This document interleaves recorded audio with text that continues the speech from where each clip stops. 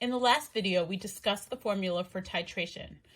That is MAVA equals MBVB, where MA is the molarity of the H+, VA is the volume of the acid, MB is the molarity of OH-, and VB is the volume of the base. And in the last example, I interchanged the molarity of the acid for the molarity of H+, and the molarity of the base for the molarity of OH-. Here's what I mean by that. In the last example, when the molarity of the base was 6.00 molar, we plugged in 6.00 molar into MAVA equals MBVB. Now you can do that sometimes, but sometimes you can't.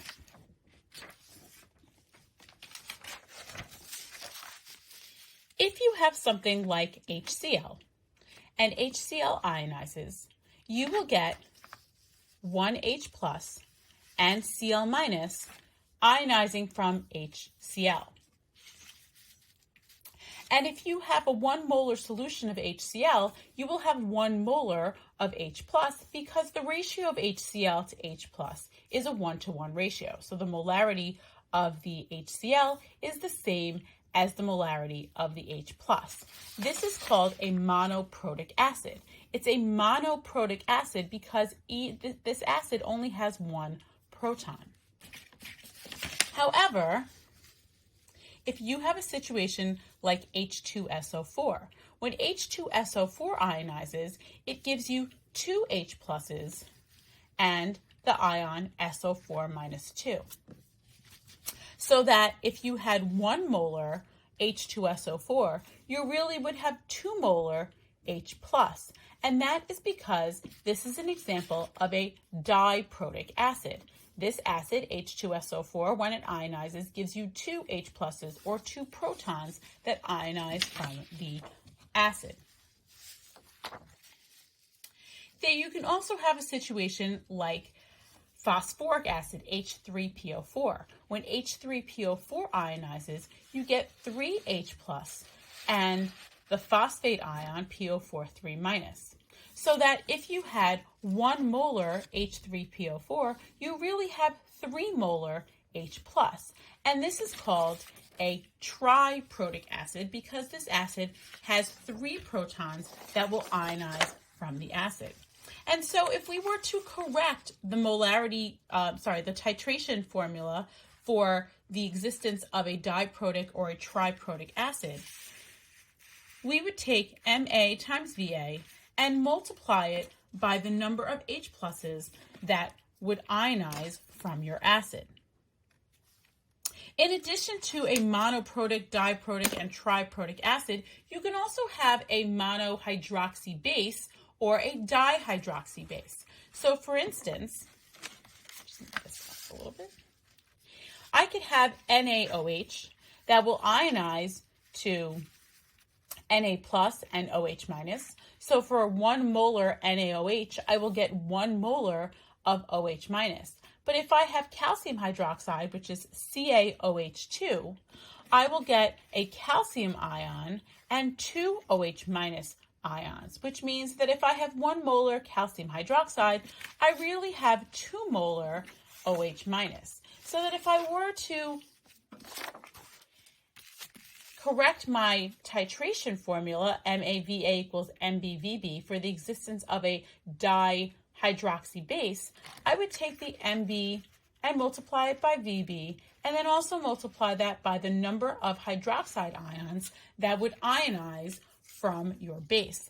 And so really this is the formula that you should be using when you are figuring out a titration. And if we were to apply that formula back to the original problem from the last video, then you would see that you have a monohydroxy base, NaOH, and you have a monoprotic acid, HCl. And so that when we plugged it all in here, really I would have 1 H plus and 1 OH minus, which would not have affected the calculation. But in other problems with di or triprotic acids or dihydroxy bases, you would have an effect if you didn't correct for that formula. So let me give you an example of that.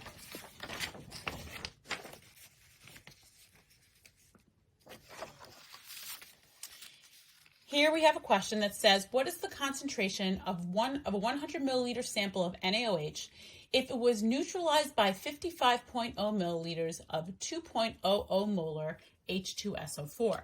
So remember, we're going to use the correct formula, MAVA times the number of H plus ions that is going to ionize equals MBVB times the number of OH minus ions that will ionize. So let's collect all of our information first.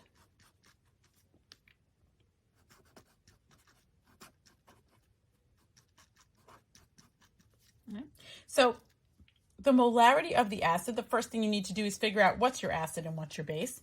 Here you have your acid, and here you have your base. Now remember, if you're having trouble figuring out what is the acid and what is the base, please make sure you use Table K and Table L, common acids and common bases, in order to help you figure that out.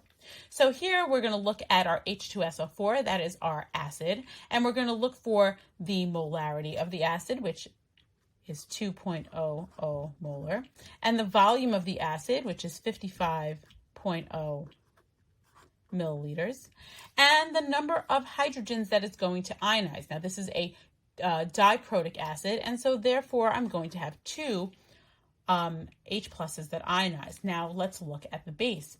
The base is NaOH. The molarity of the base, well, that's what I'm trying to figure out. It says, what is the concentration? And so this is going to be my X. The volume of my base is 100 milliliters. And the number of hydroxide ions that will ionize from NaOH, well, NaOH is a monohydroxy acid, and so that will be 1. So now we're going to use this formula and plug the numbers in. We have 2.00 molar times 55.0 milliliters times 2 equals X times 100.0 milliliters times 1. So if we take our calculator, what did I just do with it? Here it is. And I'm going to plug in the numbers. I have 2 times 55 times 2 divided by 100 gives me 2.2. So in this case now, X is equal to 2.2. Now this is what I didn't do in the last video, so we have to make sure we do it here. We have to look at our significant figures. Now what counts as significant figures and what doesn't? Well, this does not count in significant figures because those are not measurements, those are definite numbers. There are 2 hydrogens here. There is 1 hydroxide here. These are definite numbers, so those don't count. Here I have 3 significant figures and 3 significant figures and 4 significant figures, and so therefore I have to go to the least number, which is 3 significant figures. So 2.2 becomes 2.20. Now I need my unit. Well, it's a molarity, so molar. And what is it the molarity of? It's the molarity of my base, which in this case is NaOH.